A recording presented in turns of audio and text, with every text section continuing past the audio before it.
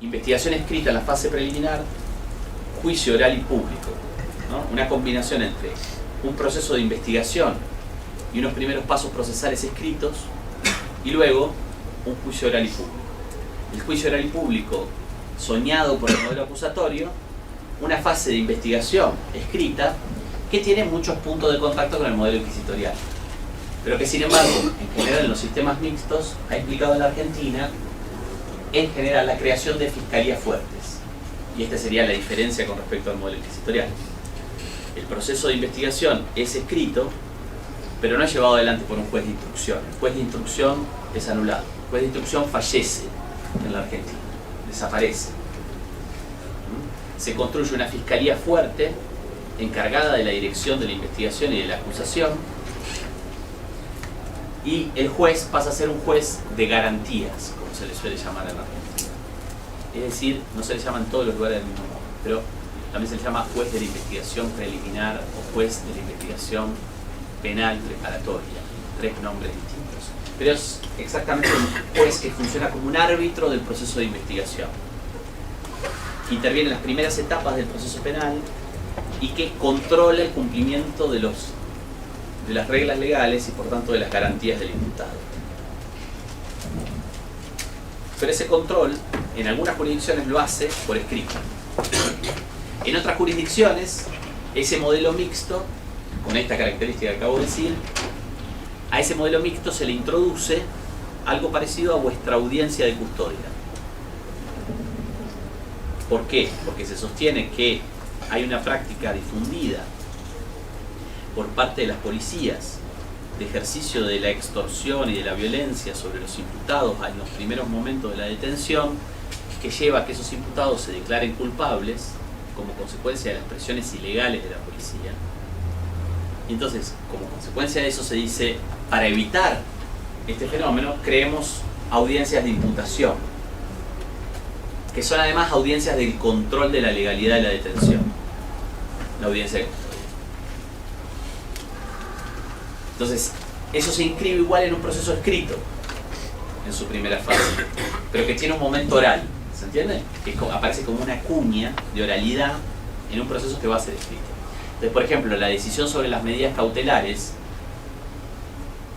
el fiscal pidiendo que se imponga la prisión preventiva, el defensor tratando de responder a ese pedido para evitarlo, todo eso transita por el expediente viejo de la justicia penal tradicional, no transita por la escritura.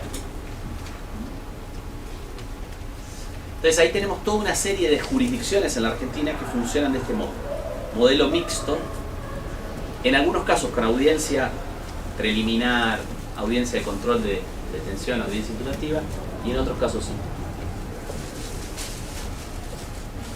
Luego tenemos algunas jurisdicciones que son aquellas con las que los procesos de reforma se dieron más recientemente, que avanzan hacia la oralización total. El ejemplo paradigmático de eso es la provincia de Santa Fe, la provincia donde yo vivo y trabajo, que fue la última provincia en producir una reforma hacia el modelo acusatorio en la Argentina. De hecho era la única jurisdicción en donde eso no había acontecido, junto a otra, que era la provincia de Tucumán. Y cuando aconteció, aconteció como del modo más radical posible. El Código Procesal Penal de la provincia de Santa Fe es un Código Procesal Penal que oraliza todo el proceso, ¿no? Hace desaparecer la escritura.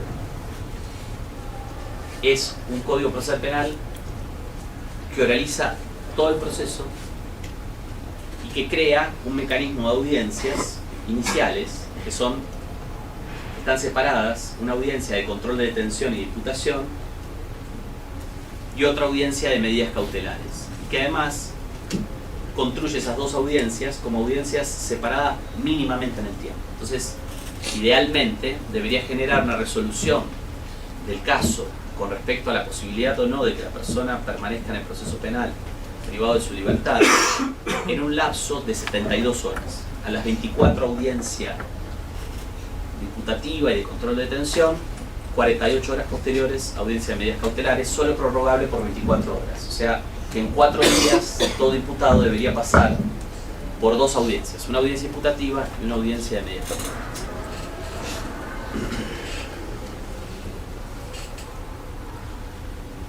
Este estilo de reforma se ha dado solo en Santa Fe, también se ha dado en otros lugares, como la provincia de Neuquén, la provincia de Chubut. Hay varias provincias que han producido reformas en esa dirección, netamente acusatorias, netamente orales. Otro rasgo que distingue los procesos de reforma es la independencia de la defensa pública. ¿Por qué? Porque hay ciertas reformas de la justicia penal que, sobre todo aquellas que adoptaron un modelo mixto, en donde defensores y fiscales dependen del mismo funcionario, un procurador general, y pertenecen por tanto a la misma estructura organizativa. Esa estructura sí con un cierto nivel de autonomía, pero que tiene un mismo jefe, que es el jefe de los fiscales y los defensores.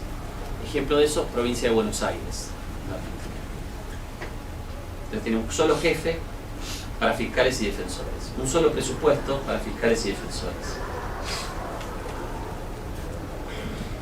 En cambio, en las reformas que han avanzado más hacia la oralización, la independencia de la defensa pública ha sido más marcada. Se crean organizaciones autónomas, una de acusación, otra de defensa. Una tercera diferenciación que es muy importante, crucial, tiene que ver con los mecanismos de evitamiento del juicio. Lo que podríamos llamar mecanismos de administrativización del proceso. Porque rompen con la lógica de lo judicial. En las jurisdicciones en donde se adoptaron procesos mixtos, aún introduciendo luego reformas que generaron audiencias imputativas, de control de detención, preliminares, por lo general los mecanismos de evitamiento del juicio han sido introducidos, pero con límites. Límites fundamentalmente en términos de la cantidad de pena que el caso merecería de ser la persona sancionada, tratando de evitar que los casos más graves tratando de evitar que los casos más graves no lleguen a juicio. Entonces, típicamente en la provincia de Buenos Aires, eso acontece con todos los casos en los que la pena a imponer sería una pena privativa de la libertad de 8 años o más, con toda una serie de discusiones de interpretación legal sobre qué quiere decir la pena a imponer. Si tenemos que tener escalas penales que harían posible una pena de 8 años, o habría que haber un juicio concreto sobre el caso, digamos, de determinación prima facie de la pena. O sea, decidido más bien por la primera clave interpretativa, que es la más razonable, pero que limita bastante en el sistema de penas del Código Penal argentino los casos que pueden ser resueltos por lo que se denomina procedimiento abreviado. ¿Qué es el procedimiento abreviado? Bueno, grosso modo es el plea bargain.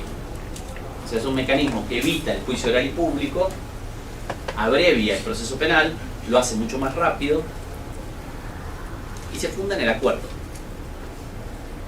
entre defensa y acusación. Ahora, es un acuerdo limitado en cuanto a su extensión frente al derecho procesal penal estadounidense. Es un acuerdo que tiene límites, ¿no? No se puede aplicar para cualquier caso. Pero además también tiene límites el fiscal en la negociación. Entonces, en general en la Argentina, los códigos procesales penales, tanto de los sistemas mixtos como de los sistemas puros, para decirlo de algún modo, han construido límites al poder de los fiscales en términos normativos. Ese límite pasa fundamentalmente porque el fiscal no puede cambiar la calificación del hecho a piacere. Es decir, negocia la pena de un hecho que es un hecho real. No puede cambiar, en teoría, no puede cambiar la calificación del hecho. No puede juzgar un robo agravado como si fuera un robo simple. No puede juzgar una violación como si fuera una tentativa de violación. Tiene que respetar la naturaleza fáctica del caso. Por lo tanto, la negociación es al interior de las posibilidades que el caso abre como respuesta penal. Si el caso admite una suspensión del juicio a prueba o una pena de ejecución condicional, puede negociar eso. Si el caso admite una pena privativa de la libertad entre dos posibilidades, un máximo y un mínimo, puede negociar el monto de la pena. En alguna jurisdicción, muy pocas, además la reforma ha instalado una regla sobre, que también le trata de poner límites al fiscal y a su poder de negociación, sobre la necesidad de que el fiscal deba darle el legajo fiscal al defensor si el defensor lo solicita. ¿Qué es el legajo? Sería el expediente en donde están acumuladas las pruebas del caso. Entonces esa regla hace que la defensa tenga acceso a las pruebas que la fiscalía tiene. Por tanto, no solamente impediría al fiscal mentir sobre las pruebas que tiene, sino también le impide al fiscal no mostrar esas pruebas. Las tiene que mostrar si el defensor se lo solicita. No es solamente a pedido del defensor. El fiscal no está obligado a mostrarlo sin pedido precedente del defensor. Esta regla es una regla muy interesante que busca limitar la capacidad de extorsión que el fiscal tiene en esa negociación. Y es una regla que nace en el Código Procesal Penal de la provincia de Santa Fe, en realidad del Código Procesal Penal italiano de 1989, en donde se adopta el plea bargaining y se instala esta regla como una especie de resguardo frente al gran poder que adquiere el fiscal en el mecanismo de negociación. Entonces fíjense que sobre todos estos puntos concretos encontramos múltiples diferencias adentro de un solo país. Esto pasa también cuando salimos de Argentina y miramos lo que pasa en América Latina.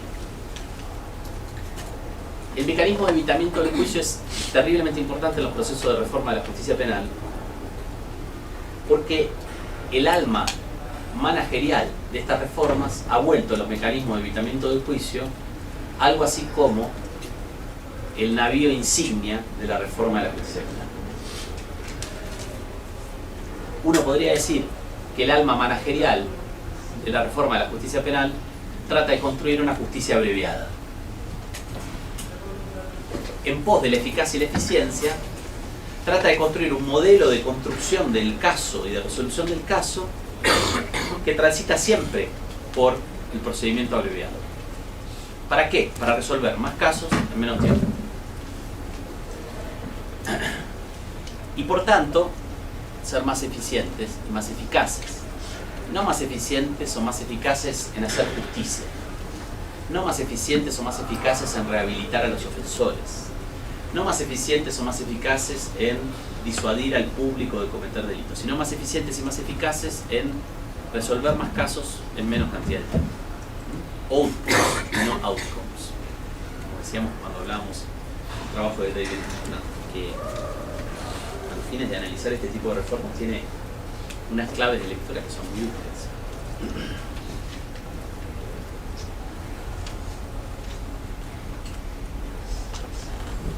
En la provincia de Santa Fe yo me he dedicado en estos últimos 2 años a hacer investigación empírica sobre cómo funciona el procedimiento abreviado. ¿Por qué? Porque yo creo que es el eje de la reforma de la justicia penal. Porque a pesar del alma garantista y de su presencia, el alma eficientista, el alma managerialista, ha cobrado mucha fuerza en el proceso de reforma y ha penetrado fuertemente la retórica y la lógica de los operadores de la justicia penal, especialmente de jueces y fiscales, pero incluso de defensores públicos. Esa retórica además se ha traducido en prácticas, que son prácticas de monitoreo y evaluación de los operadores de la justicia penal por las cabezas de sus estructuras organizativas. Entonces se evalúa a los jueces por la cantidad de casos que resuelven. Se evalúa a los fiscales por la cantidad de casos que acusan. Se evalúa a los fiscales por si las acusaciones terminan en sentencias o no.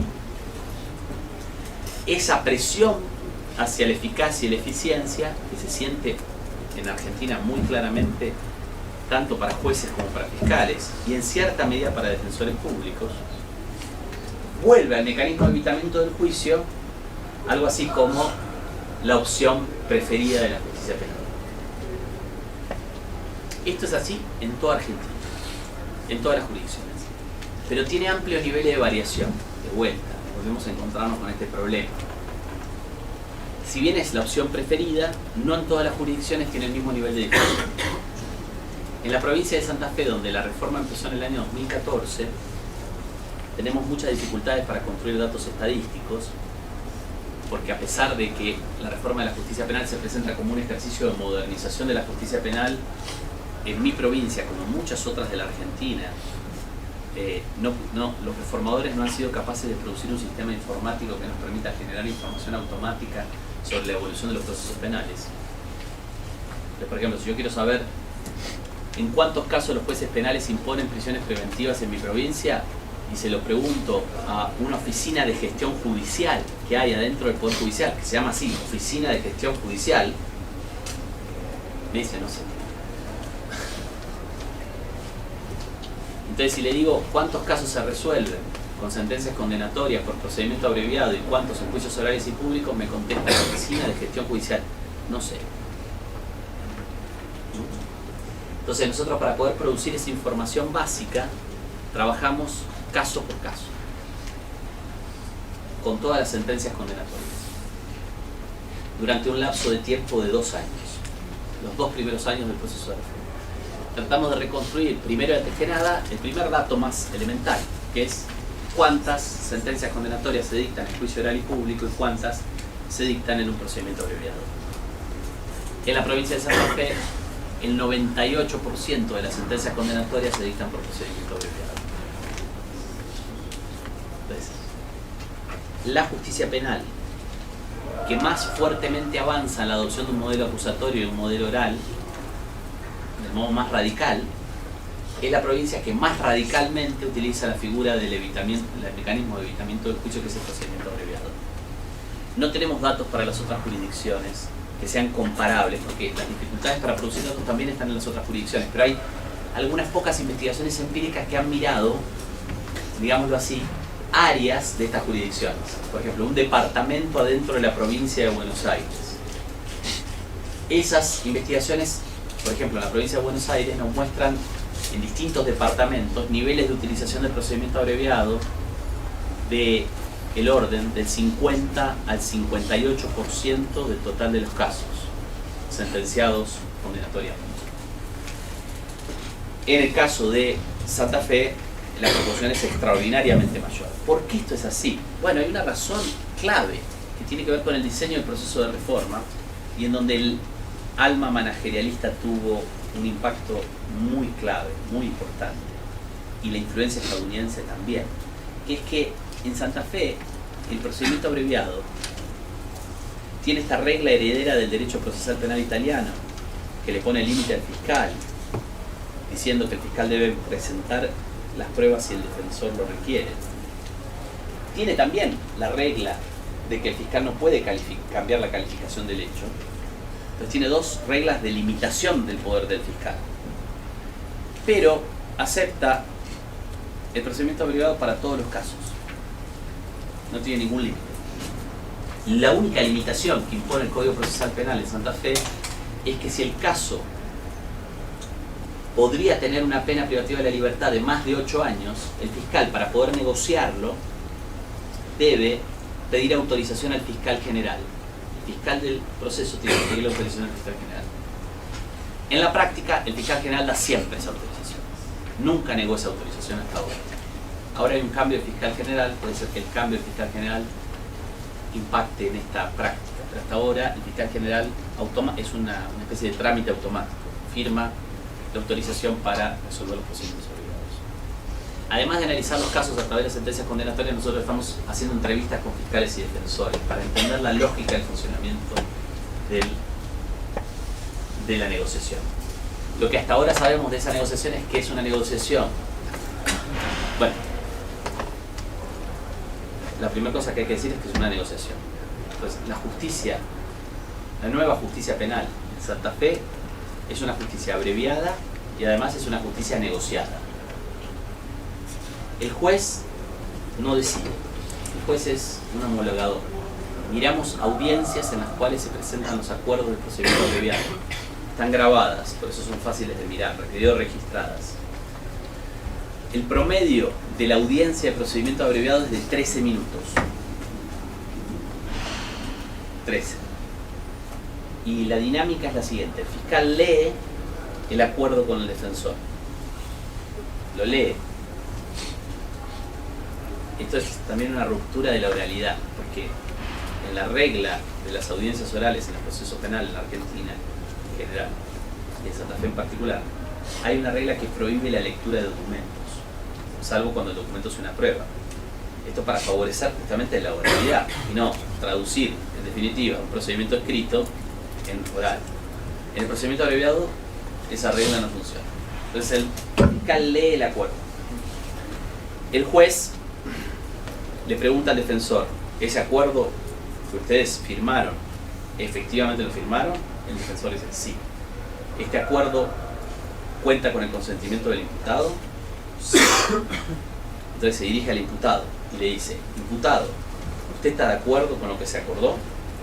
Sí. ¿Usted entiende qué es lo que se acordó? Sí. ¿Sabe que como consecuencia de este acuerdo va a ser privado de su libertad durante 2 años? Sí. Bueno, dice el juez, comprobado que todos los derechos y garantías del imputado han sido salvaguardados, decido homologar el acuerdo. Se le impone entonces a Juan Pablo Pérez una pena privativa de la libertad de 2 años a cumplir desde...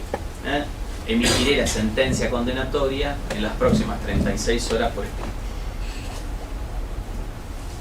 Chao, se saludan y se van. Jueces, fiscales y defensores a seguir con su trabajo.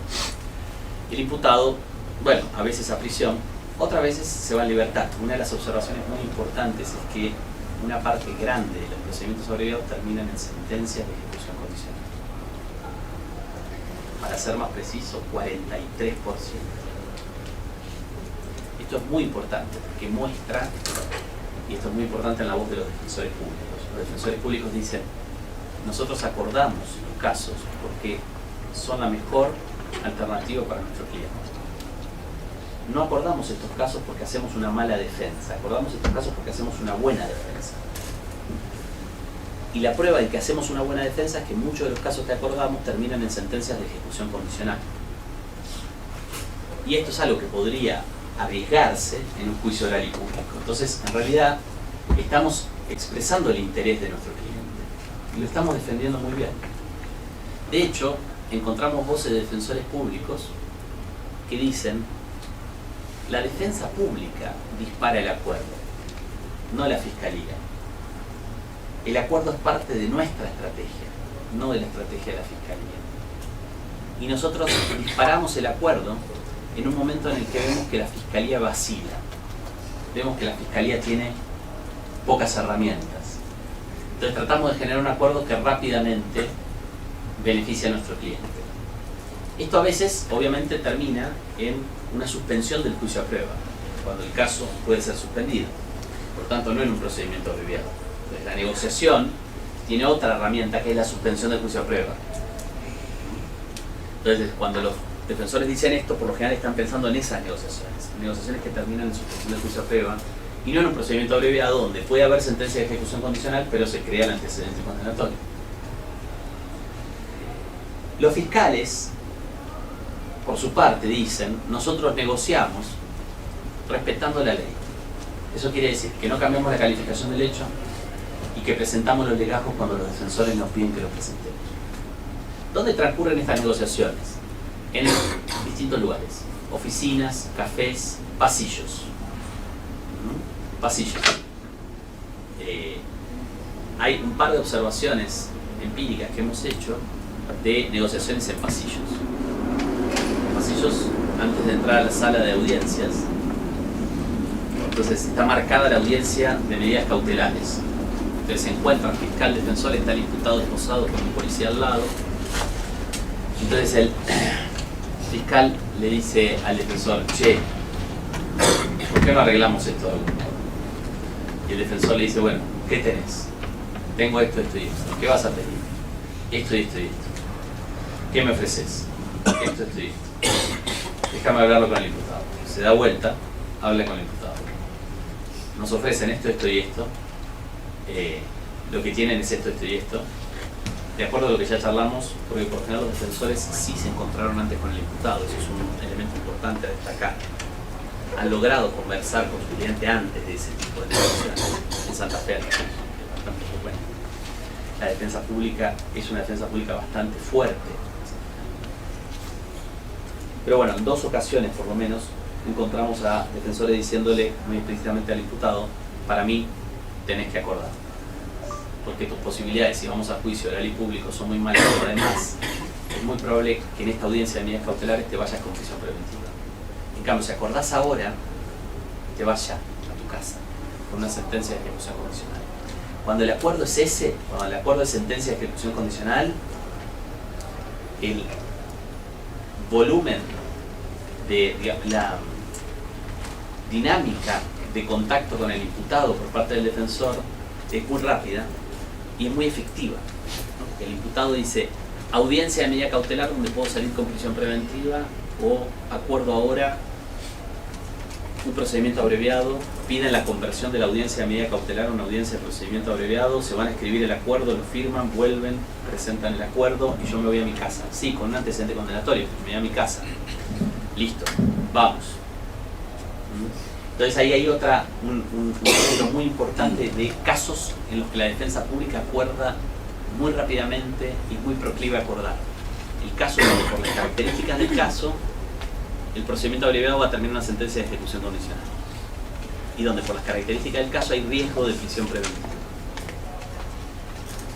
Entonces, cuando estas dos cosas están presentes, el defensor público y el fiscal producen acuerdos veloces y acuerdos poco negociados. ¿Se entiende? Se ha creado un patrón de funcionamiento de la negociación. Entonces, dada esta tipificación del caso, tenemos que acordar.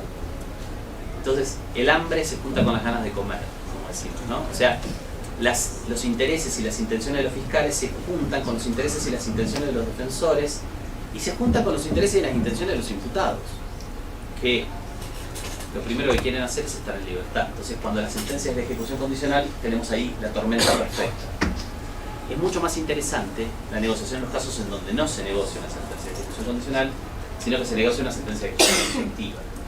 Y ahí todos los protagonistas que entrevistamos, hasta ahora fiscales y defensores, construyen una imagen de una negociación encarnizada, de una negociación que tiene varias sentadas, ¿no? Varias reuniones, en donde las propuestas van y vienen. Y ahí es donde el poder del fiscal tiene manifestaciones más dramáticas. Entonces los defensores dicen, hay negociaciones que nosotros construimos como parte de nuestra estrategia, donde no hay ningún rastro de extorsión del fiscal. Somos nosotros los que le llevamos la solución del caso al fiscal. ¿Cuándo? Cuando la negociación termina en sentencia de ejecución condicional. Pero en cambio, cuando el caso tiene características que van hacia una sentencia de cumplimiento efectivo, ahí los roles mutan. Y ahí toda la literatura sobre el plea bargaining en los Estados Unidos de carácter sociológico que muestra este poder del fiscal aparece en un caso como el de Santa Fe de forma muy fuerte, de forma muy marcada. El fiscal extorsiona al imputado y al defensor, amenazándolo primero con la prisión preventiva, pero sobre todo amenazándolo con el pedido de una pena máxima en el juicio oral y público. Entonces, ahí aparece otro componente que es fundamental, la prisión preventiva. La prisión preventiva es una herramienta en la negociación. Además de ser todo lo que ustedes quieran, es fundamentalmente una herramienta en la negociación. Entonces vimos en nuestro análisis estadístico de los casos que trabajamos a partir de las sentencias, que cuando vemos las sentencias condenatorias por procedimiento abreviado de penas de ejecución efectiva, todos los individuos están presos preventivamente. Entonces la prisión preventiva es un mecanismo importantísimo en la negociación. un mecanismo importantísimo que obliga a acordar al defensor, obliga a acordar. Agrego una última cosa, no tenemos tiempo. Una parte muy importante de estos casos son casos de flagrancia. ¿Cuán importante esa parte? 50%. La justicia penal nueva es abreviada, es negociada, pero además es de flagrancia. Trabaja la mitad de los casos que trabaja son flagrancia. Y por tanto es una justicia en donde la voz policial lo es todo.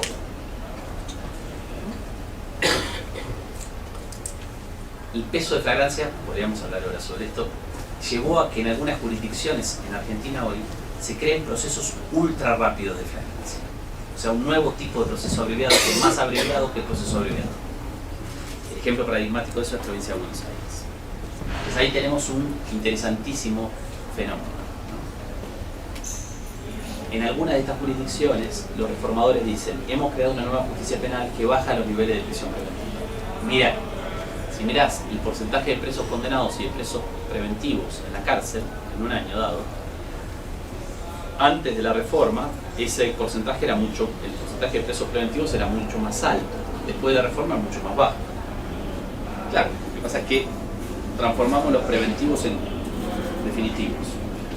Como a través de procedimientos ultra rápidos negociados.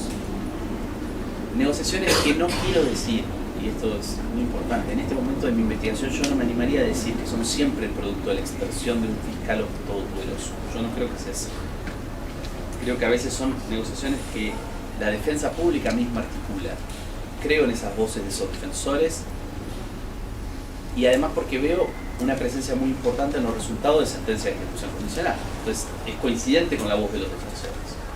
4 de cada 10 casos son sentencias de ejecución condicional.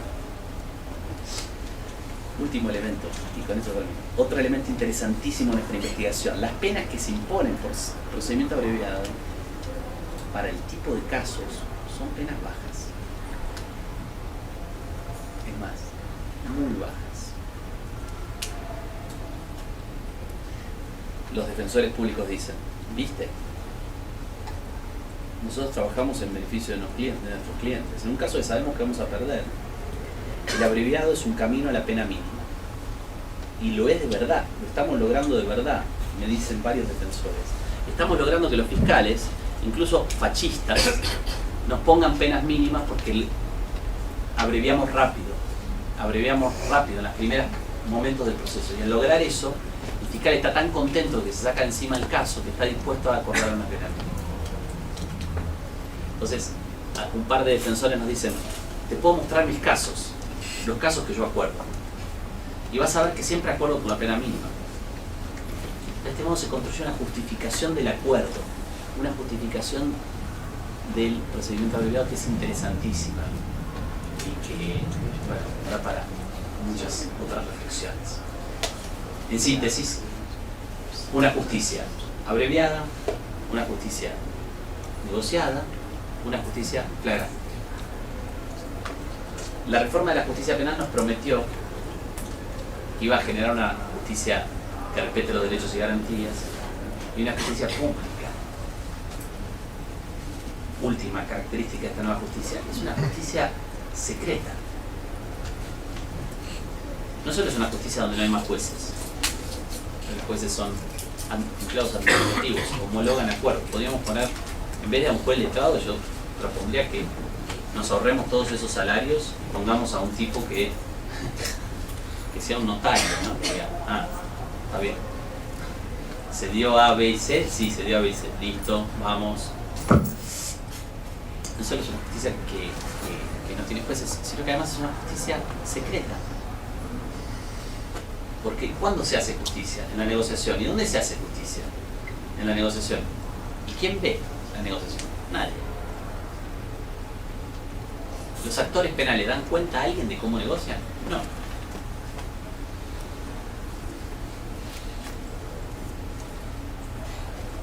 Vamos a terminar acá con una nota optimista. Bom, gente, eu vou encerrar o evento, mas eu acho que Primeiramente, cabe ressaltar como é frutífera essa parceria entre a escola e o CETEC. Quem fez as outras jornadas sabe da qualidade das aulas, das palestras, e como elas mudam o paradigma de quem está acostumado com uma criminologia mais, digamos, cotidiana brasileira e começa a expandir os horizontes, né? Eu não tenho nem como agradecer ao professor Souza. Eu poderia agradecer pelo conhecimento que foi compartilhado aqui, pelo conhecimento assustador, já que gosto dessa palavra, que foi compartilhado, pelo esforço, pela didática que expôs aos dados, enfim. Mas eu acho que o agradecimento essencial é por colocar a nossa discussão criminológica num outro nível. Isso eu conversei com muitos colegas, muitos dos que estão presentes aqui. Nós temos uma forma de estudar criminologia. Eu acho que a forma como o professor Souza estuda a criminologia, leva a criminologia a sério, seja por relevar a realidade latino-americana, seja pela forma como aborda essa realidade latino-americana, eu acho que de fato é algo que valeu cada segundo nesse auditório, né? Então eu só tenho a agradecer ao professor Souza, Muitas graças a todos. Agradecer a todos os presentes e declarar encerrado o evento. Obrigado, pessoal.